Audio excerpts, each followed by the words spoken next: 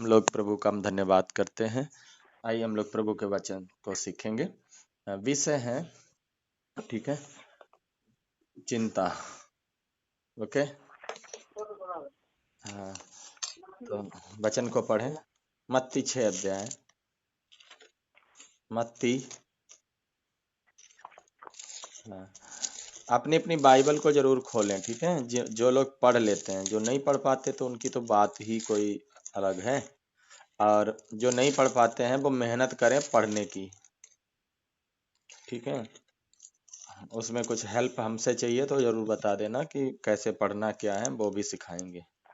हाँ, मत्ती 6 अध्याय, उसका वचन पढ़िए। 25 वचन से पढ़िए। मत्ती 6 का 25 वचन। आवाज स्पष्ट आ रही है सबको? जी भैया आ रही है आवाज। हाँ बहन, आप बाइबल पढ़ लेती हो? शिवानी की बहन। हाँ अब थोड़ा थोड़ा आने लगा है पढ़ने। अच्छा, अभी आने लगा ना, थोड़ा मेहनत कर रही हो पढ़ाई पे ना? हाँ, ठीक है, पढ़ो कोई जन वचन। इसलिए मैं तुमसे कहता हूँ कि अपने प्राण के लिए यह चिंता ना करना कि हम क्या खाएंगे और क्या पहनेंगे, और न अपने शरीर के लिए कि क्या पहनेंगे। क्या प्राण भोजन से और शरीर वस्त्र से बढ़कर नहीं है। बस, हाँ, ये वही वचन 25 वाला फिर से पढ़ना। इसलिए मैं तुमसे कहता हूँ कि अपने प्राण के लिए यह चिंता ना करना कि हम क्या खाएंगे और क्या पहनेंगे। बस, ठीक है। हाँ, चिंता इधर में आया कि चिंता ना करना, क्या ना करना। हाँ, ठीक है, क्या ना करना। चिंता, चिंता क्या होता है? हाँ, सीतो बहन, चिंता क्या होता है? हाँ, चिंता तो सब रहती है, क्या? बच्चों की चिंता, घर की चिंता है, रिश्तेदारों की चिंता। अगर हम वहाँ नहीं गए तो रिश्तेदार में नहीं गए, शादी में नहीं गए, वो क्या कहेंगे। अच्छा, अगर हम नहीं अपना पहरावा बदल ली तो समाज क्या कहेगा। जी। तो चिंता, इधर चिंता का मतलब होता है जो प्रभु में जब हम आ जाते हैं ना, हेलो, तो बहुत सारी हमें चिंताएं सताने लगती हैं। बहुत सारी क्या सताने लगती? चिंताएं। एक मिनट जरा वेट करना।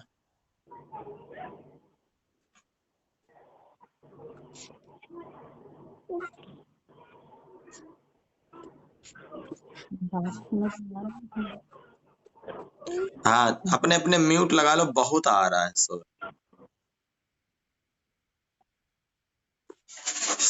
हाँ, तो हम देखेंगे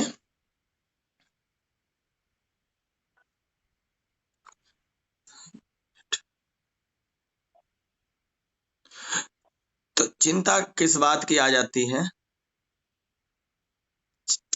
फिकर भी कहते हैं इसको, ठीक है। मतलब एक एक पीड़ा सी हमारे अंदर रहती है भविष्य के लिए।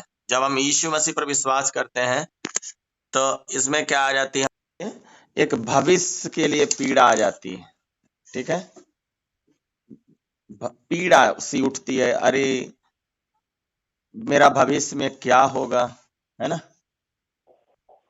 भविष्य में क्या होगा, मेरे बच्चों का क्या होगा, समाज का क्या होगा, धन कहाँ से आएगा, क्या करूंगा, खाना रोटी कैसे खाऊंगा, मेरा मैं शरीर का क्या होगा। बहुत सारी बातें क्या होती है हमारे जीवन में आती हैं। लेकिन प्रभु क्या कह रहा है, तुमने मुझ पर अगर विश्वास किया है तो तुम चिंता ना करना, ठीक है। तो पहले नंबर में हम देखेंगे, नंबर 1 देखेंगे, खाना या रोटी के लिए चिंता आती है? किसके लिए चिंता आती है? खाने के लिए। हाँ, तो वचन पढ़े मत्ती 4 का 4 वचन। खाना की चिंता में देखेंगे हम।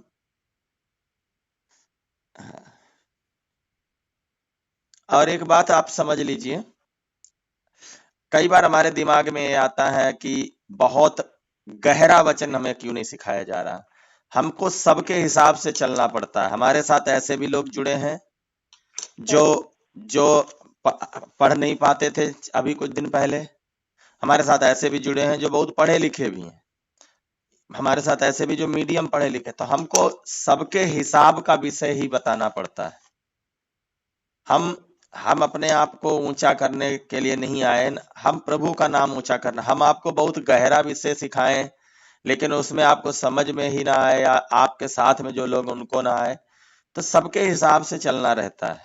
तो फायदा क्या हुआ जब इतना सारा देर मेहनत किया तो आपको कुछ समझ में ना आए। हम छोटी छोटी बातें जब सीख समझ लेंगे तो फिर हम बड़ी बातें भी पकड़ना सीख जाएंगे। ठीक है ना? हाँ, तो नंबर 1 किस बात की चिंता आती है हमारे जीवन में? सबसे पहले बहुत बार हमारे जीवन हम क्या खाएंगे। यीशु मसीह पर विश्वास करते हैं तो हमको लोग बोलते हैं तुम यीशु मसीह पर विश्वास कर लिया, तुम क्या खाओगे, कहां से लाओगे, क्या होगा।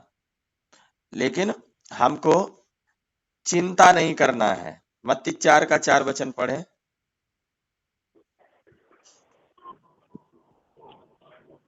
यीशु ने उत्तर दिया, लिखा है, मनुष्य केवल रोटी ही से नहीं परंतु हर एक वचन से जो परमेश्वर के मुख से निकलता है जीवित रहेगा। आमीन। आमीन। हाँ, म्यूट लगा लीजिए, आवाज आ रही पता नहीं किसकी। तो इधर में प्रभु यीशु मसीह कह रहे हैं मनुष्य केवल रोटी से नहीं पर परमेश्वर के वचन से जीवित रहेगा।